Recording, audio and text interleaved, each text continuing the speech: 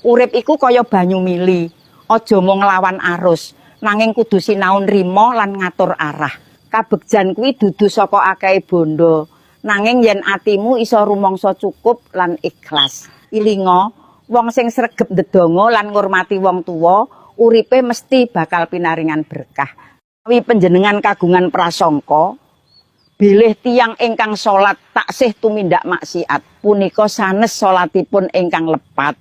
Awit menawi salatipun leres lan temen, mesti mboten tumindak maksiat, sampun ketetapanipun Gusti, bilih salat nyegah lampah keji saha mungkar.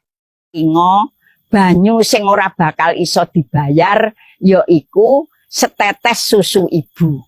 Lan ora mung kuwi, nanging saben tetes kringete bapakmu iku luwih larang tinimbang emas.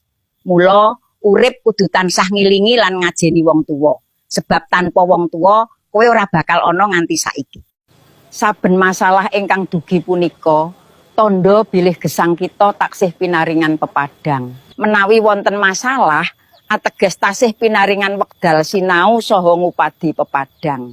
Sedaya ujian nambahi kesabaran, ngicali raos ujub lan sombong, ngimutaken kita kawula alit kathah kekirangan. Iling menika pepadang kang jurung manah kita tetep waspada. Tanpa iling, gesang saged gampang keblinger. Manungsa ingkang iling dumateng Gusti, gesangipun boten namung sugih materi, nanging ugi pinaringan tentreming ati. Iling lan waspada punika kunci gesang. Sinten ingkang tansah iling, badhe dipun tuntun mlebet dalan kang leres.